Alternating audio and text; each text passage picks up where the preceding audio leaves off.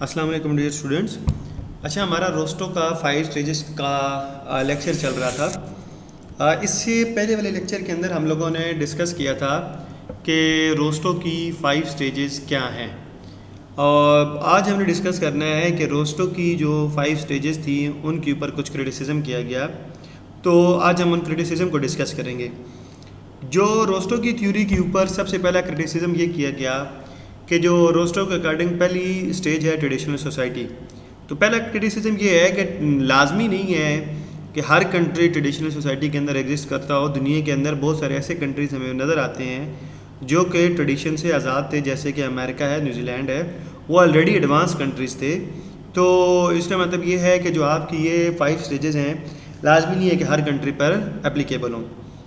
दूसरा क्रिटिसिज्म ये है कि precondition not precede take off, precondition not necessary to take off, कि लाजमी नहीं है कि एक कंडीशन एक स्टेज से दूसरे स्टेज में जाने के लिए पहली वाली स्टेज को आपने अचीव करना है, तब उसमें आप जा सकेंगे। और तीसरा ये है कि ओवरलैपिंग डिफरेंट स्टेजेस हैं, करेक्टरिस्टिक्स ऑफ लेटर स्टेजेस में अकर इन अर्लियर स्टेजेस, कि जो आपने करेक्टरिस्टिक्स डिफाइन किए हैं तो थर्ड और फोर्थ स्टेज के लिए वो माइट भी पॉसिबल है कि वो आपकी फर्स्ट स्टेज के अंदर भी एग्जिस्ट कर रहे हों। फिर इसके बाद जो क्रिटिसिज्म किया गया वो ये है कि it is difficult to divide growth stages and it is not necessary that each country follow same pattern of development, कि लाजमी नहीं है कि हर कंट्री इन 5 स्टेजेस को फॉलो करता हुआ डेवलपमेंट तक पहुँचे। और ये भी बड़ा मुश्किल काम है कि इन 5 स्टेजेस को फॉलो भी किया करें कि पहले एक स्टेज ट्रेडिशनल में आए, फिर आप प्लानिंग करें, फिर आप उसके लिए उन प्लानिंग को अचीव करें, फिर आपके ऑब्जेक्टिव आएँ, फिर उसके बाद आई मास कंजम्पशन में जाए। तो कोई हमें ऐसा sound reasoning theory, sound reasoning history से ऐसा कुछ नज़र नहीं आता कि जो रोस्टो की इन 5 स्टेजेस को सपोर्ट करता हो। इसके बाद जो क्रिटिसिज्म किया गया वो ये है कि concept of self sustained growth misleading according to professor Kuznets, no growth is self sustaining, कि जो रोस्टो की 5 स्टेज थी कि इसके बाद आप सेल्फ सस्टेनिंग हो जाएंगे, आपको किसी भी कंट्री की, किसी भी दुनिया से, किसी भी मुल्क की कोई ज़रूरत नहीं है। तो ऐसा तो पॉसिबल नहीं है कि हर कंट्री को लाजमी किसी न किसी दूसरी कंट्री के ऊपर इन्हिसार करना पड़ता है, क्योंकि हर कंट्री खुद सारी चीज़ें प्रोड्यूस नहीं कर रहा होता, उसे कुछ ना कुछ तो बाहर से मंगाना पड़ता है।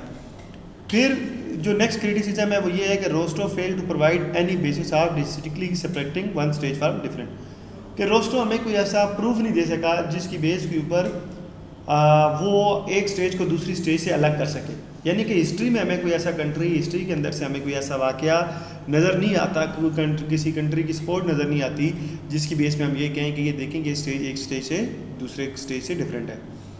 फिर not applicable to all countries because some countries में जंप सम स्टेजेस, कि कुछ कंट्री स्टेजेस को वो जंप कर दें, क्योंकि हमें तो ये डिफाइन नहीं है ना कि एक स्टेज कितने अरसे के लिए है, दूसरी स्टेज कितने अरसे के लिए है, और एक स्टेज में जब आप पॉलिसीज़ बना रहे हैं तो पॉलिसीज़ बनाने के लिए आपको कितना टाइम चाहिए, या दूसरी एक फिर इसके बाद स्टेज है कि आपने उन पॉलिसीज़ को इम्प्लीमेंट करना है, तो हमें ये भी डिफाइन नहीं है कि उन पॉलिसीज़ को इम्प्लीमेंट करने के लिए आपको कितना टाइम चाहिए।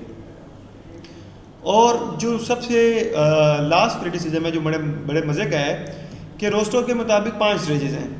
अब फर्स्ट स्टेज थी कि हाई मास कंजम्पशन, तो अगर हम ये मान लेते हैं कि ठीक है एक कंट्री एक स्टेज से दूसरी में गया, फिर दूसरी से तीसरी, चौथी, 5वीं स्टेजेस में गया, लेकिन 5वीं स्टेज के बाद क्या होगा?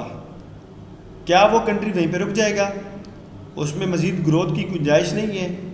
तो 5वीं स्टेज के बाद क्या है? तो किसी भी कंट्री को ये क्या देना कि वो सिर्फ ये 5 स्टेजेस तक है, वो तो फिर 5वीं स्टेज के बाद क्या होगा? तो ये, और फिर एक और जो सबसे अहम बात ये है कि हम जब भी कोई बात करते हैं तो उसके लिए हमें हिस्ट्री से कोई रेफरेंस देना पड़ता है कि हिस्ट्री के अंदर ये हुआ था। हम कोई थ्योरी बयान करते हैं तो उस थ्योरी के लिए हम कोई रेफरेंस कोट करते हैं। तो यहाँ पे हमें कोई ऐसी रोस्टो ने कोई भी किसी ऐसी कंट्री की एग्जांपल नहीं दी जिसकी बेस पे हम ये कह सकें कि ये किसी भी कंट्री के अंदर ये 5 stages as it is copy होती हैं, एज इट इज़ वो वहाँ पे हमें एग्जिस्ट करती हुई नज़र आती हैं। तो ऐसा तो कहीं भी हमें हिस्ट्री में नज़र नहीं आता। तो इसलिए रोस्टो की ये जो स्टेजेस हैं एक कहीं पर भी प्रैक्टिकली किसी कंट्री के अंदर हमें इम्प्लीमेंट होती हुई नज़र नहीं आती। लेकिन स्टिल ये कोई थ्योरी ऐसी नहीं है कि इसको बिल्कुल ही हम इग्नोर कर दें। जो रोस्टो में बातें की हैं वो तो हमें कहीं ना कहीं नज़र आती हैं कि ठीक है, कोई सोसाइटी ट्रेडिशनल होती है, फिर वो इम्प्रूवमेंट करने की कोशिश करती है, तो इम्प्रूवमेंट के लिए आपको पॉलिसीज़ बनानी पड़ती हैं और फिर आप उन पॉलिसीज़ को इम्प्लीमेंट भी करते हैं। तो 100% इसको इग्नोर भी नहीं किया जा सकता है, लेकिन इसको 100% एज इट इज़ एक्सेप्ट भी नहीं किया जा सकता। तो ये हमारा जो एक रोस्टो की स्टेजेस वाला लेक्चर था ये पूरा कंप्लीट हुआ। पहले हमने रोस्टो की स्टेजेस को डिस्कस किया, फिर हम लोगों ने उसके रोस्टो के जो क्रिटिसिज्म थे वो डिस्कस किया। अगर आपका कोई भी क्वेश्चन हो तो आप कमेंट सेक्शन में मुझसे पूछ सकते हैं।